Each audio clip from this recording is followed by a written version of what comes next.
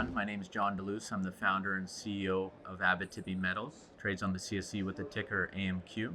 So we're very excited about what we've assembled and what was really a company making acquisition in November of 2023. I'm a member of a family office diversified across the airline, real estate, and mining sector.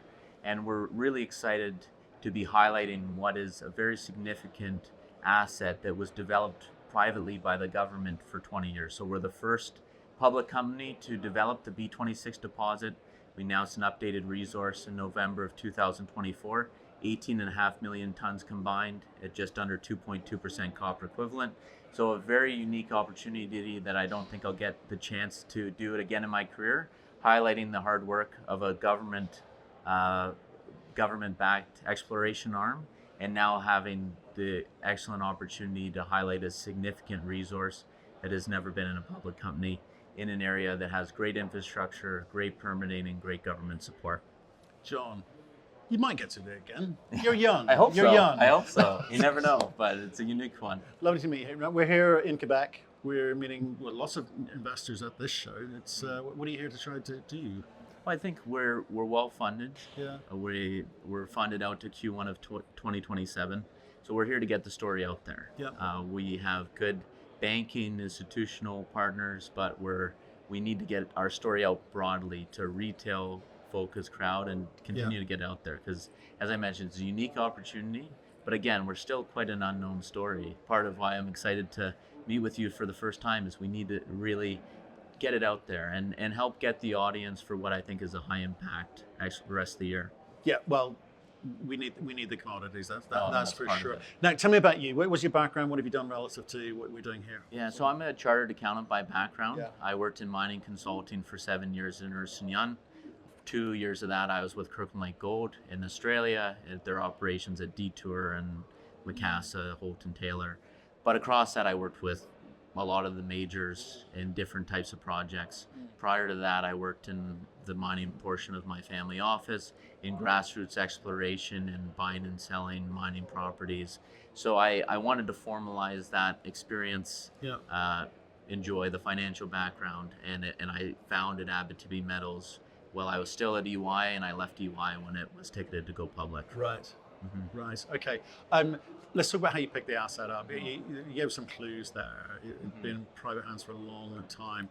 How did you come across it, and why have you rolled it into a public company? So, as I mentioned, we came public in March 2020. Our first flagship acquisition was the Beche for Gold project that we purchased off of Wallbridge.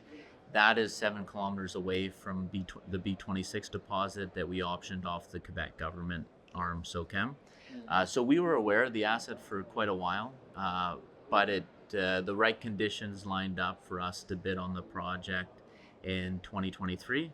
It was a long due diligence period, but which we closed and announced in November of 2023. But we had operated in that camp for 3 years prior. So we had the First Nations partnerships, we had the history of operation, and we took the time to develop a relationship with SOCAM and build a team that they trusted with taking what was likely what I believe is their flagship, most advanced asset, and really give us the opportunity to develop it. And I think we've done a lot in a short period of time, but I think it's still the beginning. So what are the terms of the deal when you talk about optioning? Yes, so it's a work commitment focused deal. We're fully funded to complete all the obligations, 5 years ahead of schedule. Yep. So it was a $14.5 million work commitment to earn 80%. We announced we now own 50% this morning. So $14.5 million, we've completed over $10 million so far. 9.9% equity issued to SOCAM Investment Quebec, which has been issued. $400,000 in cash that's already been paid, and the delivery of a PEA, which is the largest deliverable that we have left to fulfill the option. Yeah. As a result, that would be 80% Abitibi, 20% Investment Quebec. Right. They have to put up their portion of their capital, or else they're diluted down to 2% NSR with a 1% buyback. Okay, and what sorts of size deals do they typically get involved with? Would you expect them to dilute down? Is that an unknown at the moment? I think they want to see what's in the best interest of the project, where we believe at some point we will have 100% of the project. Right. They want to see this sold to major and developed. They are in this for jobs. That's their business model. Jobs, exactly. taxes. Jobs. And that's why the deal was work commitment focused. Got it. And really a presence on building a strong Quebec-based team, which we've done a lot of progress in the last 4 months, is bringing on Louis Garepri. He was the VP of Exploration at O3 Mining that was just taken over by Agnico, and Laurent Eustache that comes from a background of Vior, Agnico Eagle. So bringing together two strong leads to then, because one of the questions that we've been asked is if we get an investment from one of the producers, which we've had numerous to cite, is who's your team that we can entrust with the capital to look at the end goal of development and work backwards. So that was a big goal of ours in December, is to upgrade and increase the strength of our team. And now we've gone from what was a overly reliant on third-party contractors to a very strong full-time operational team. Operational team being the operative word. Yes. Which is, so what do we know about the actual asset now? So what we know about the asset is this is in the top 10% of VMS opportunities worldwide. Mm-hmm. Just under 20 million tons is a large starting footprint and meets a lot of the thresholds of what majors want to get involved with as of today in terms of production profile, mine life, and potential economic setting. Yeah. So we also have strong recoveries. We have good recoveries, 98% on the copper, 90 on the gold, 96 on the zinc, 70 on the silver. So that box is checked with preliminary met testing. Grades, we're at an average of 2.18% copper equivalent across what is indicated and inferred. Now, a key thing that is attracting the gold producers in the region is this has one of the highest gold credits associated with a primary copper deposit, which is 0.87 grams per ton inferred and 0.45 grams per ton indicated, with the gold picking up at depth. And we're the first operator to model the gold on its own. We do see upside in the gold potential. And again, the gold potential on its own is quite underexplored. But you look at some of the largest polymetallic systems in the Abitibi, like LaRonde, some of their best gold zones occurred under 500 meters vertical. But at the end of the day, we have a 1.6 kilometer continuous strike length at surface. The signature of this deposit mirrors some of the largest in the Abitibi. So that's why we're quite excited with now taking a more aggressive step-out strategy with our drilling. Okay, so remember, how much cash have you got? 18.4 million. 18.4 million, so you see out to kind of Q1 2027. Exactly. You've indicated some of the works that need to be done, some of the drilling, but how do you hang this thing together? And what is the plan? We've seen a lot of companies moving into, well, let me show you how this thing gets built, or let me show you how I get to revenue, and how do you want to play this? So I think we have two paths that we are investigating. We've hired a mining engineer that will bridge into a larger firm, because part of our assessment at the end of last year is at our market cap, and now we're trading at half cash, the market isn't understanding something. So we need to better present, okay, what is the value of what we have today? And that's why we're going down the path of, okay, this, with the tonnage today, this is a 10-year mine life. This could easily produce 100,000 ounce gold equivalent production per year. But is it economic? That's a question that lingers with the project, and that's why we're starting to do engineering studies to be able to showcase how the high-grade core of the deposit does have strong continuity and the development case behind that. Yeah. But at the same time, we have path two, which is this deposit is truly open, and only open because this was developed by a government entity versus a major or junior that would have drilled this off before it was ever sold to us. So part of a big branch of this is the Salbay mine, which we're next door, 7 kilometers to the northwest. It was a 53 million ton, had 53 million tons of production over 20 years. That's a world-class deposit size. So we see the potential that this could be a Salbay-sized target. So that's path number two is it economic today? But what is the large-scale potential of this asset? Yeah, okay. So, and let's look at that, because I know you mentioned grades there. What depths are we talking about? So we're down to a vertical of about 800 meters with with inferred. So we're underground, and that's where people kind of worry about, what does that cost these days? Yes. The prices have been going up. So how do you answer that first question of, is this thing economic? was he going to go through the engineering and economic studies and so forth? But what should people look to as a comp? You've given us one example. As a comp? Yeah. I think you look at foreign mining in Saskatchewan. Right. I think every copper developer has foreign in their deck. Yeah. But there's very few with the size and the scale and grade as foreign. And we can match the recoveries, we can match the grade, and we're 43% of the size as of today. But a big disconnect in market cap. We also have a similar hybrid VMS model. So we check a lot of those boxes. But after that, there's no other comp in Canada. Yeah. Because there's so few high-grade polymetallic deposits available. But you look at Foran and the Agnico investment, the demand is there. Yeah. And the gold producers are turning. The most sought-after deposit now is copper gold. So I think a big part of it is that we're well positioned, and we now need to get the story out there and be able to better show. But in terms of the economics, it's something that we're going down the path, and we think we're in a good position to answer that question. But who are you talking to? Are you trying to talk to the market and move the share price and get liquidity moving, etc.? Or are you talking to industry? Because I know you're putting together a team who can operate. Yeah. Does that make sense in this market when you talk about VMSs? Well, I think we need to develop that team to ensure that our capital is well allocated. Yeah.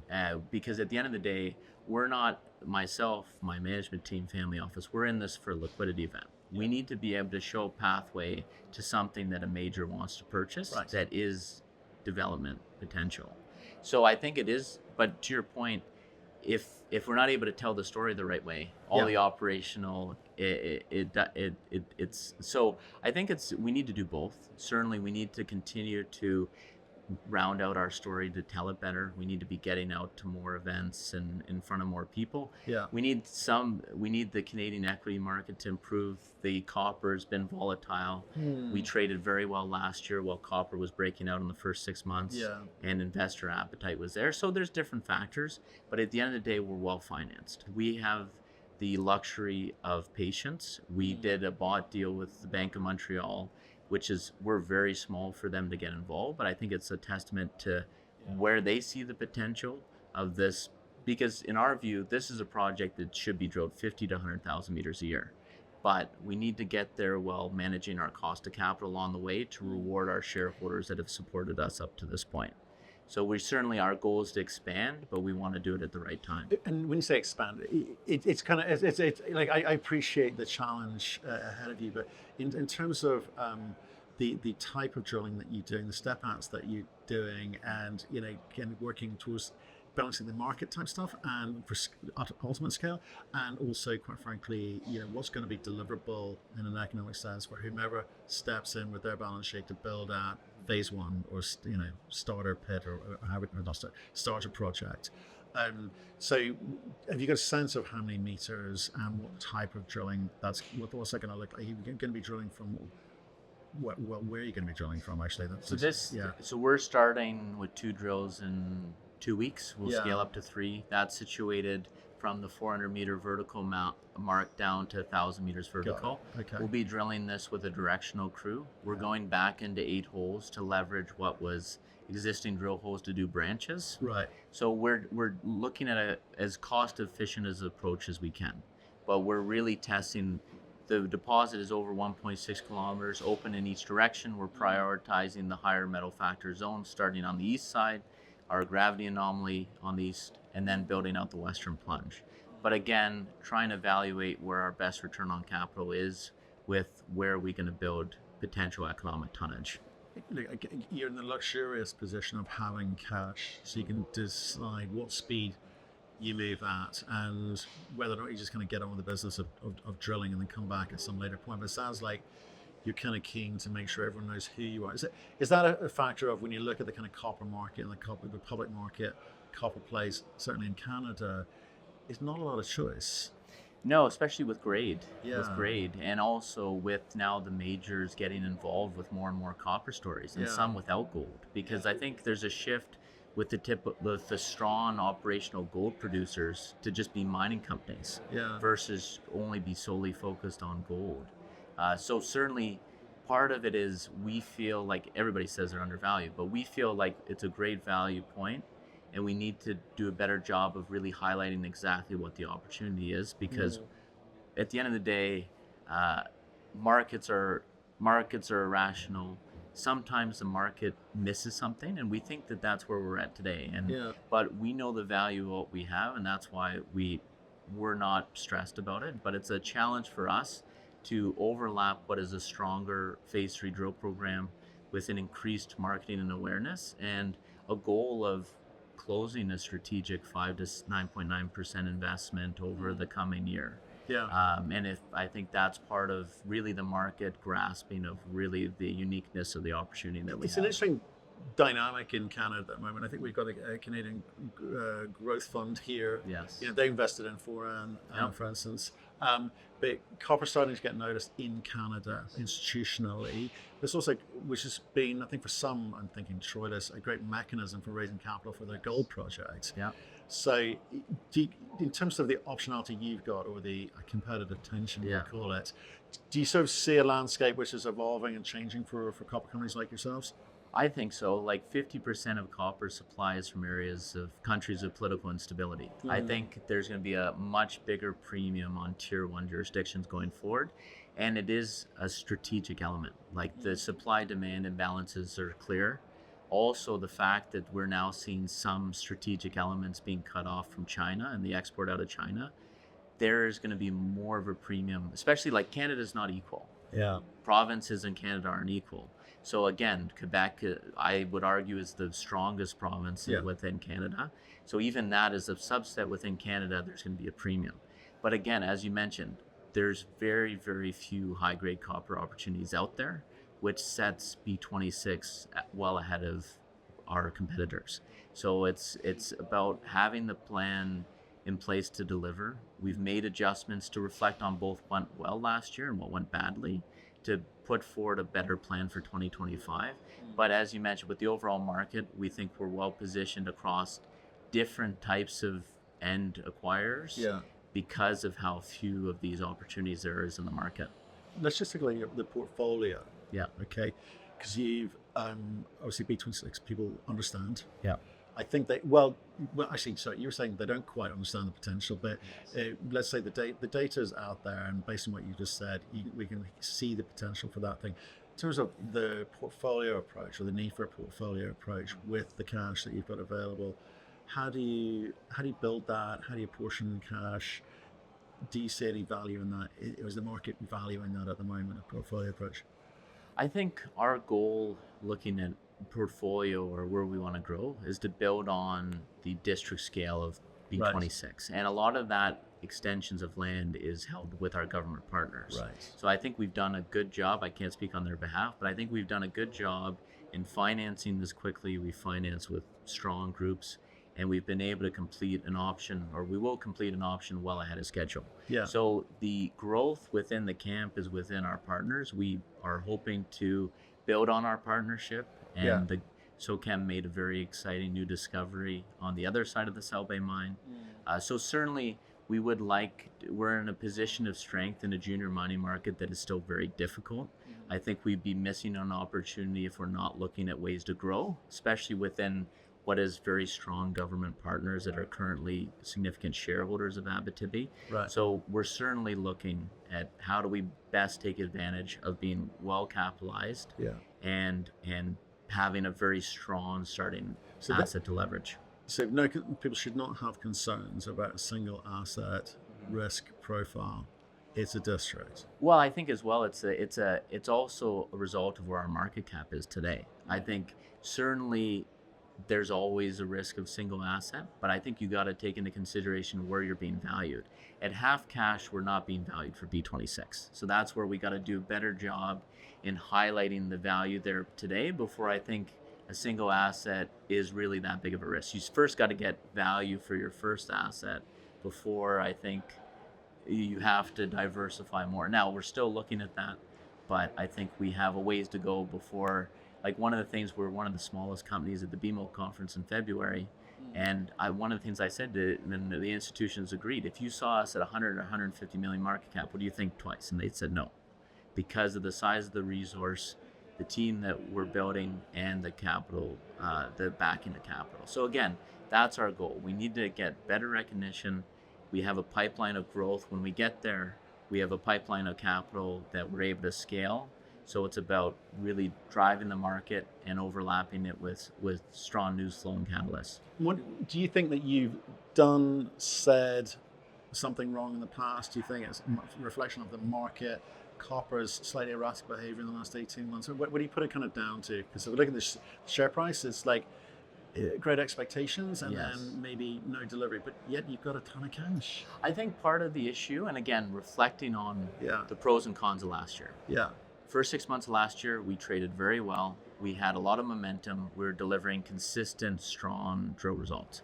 Second half of last year, we had some operational delays. As soon as you have that, people think you're sitting on bad results. Yeah. Then we started to a downtrend. And you weren't. We weren't. We delivered some of our strongest results at the end of the program, but we had some issues with our contractors that led to delays. So really, that was a big part of... They've gone? Yes, and that was a big part of us building a full-time operational team. Got it. Because this market is not forgiving. It's very unforgiving. You have delays. There's so many juniors, so little capital. They go to the next thing that has momentum. So we recognize that. That was a big part of the second 6 months. And also, I feel like we tried to tackle the whole deposit at once. This is a big deposit. We need to be very strategic on where our meters are going. I think we're in a better, our phase 3 plan is much stronger, balancing the risk and not trying to attack all of our objectives at once. John, lovely to meet you. Yeah, likewise. Yeah, I'm excited to see what you guys do. Yeah,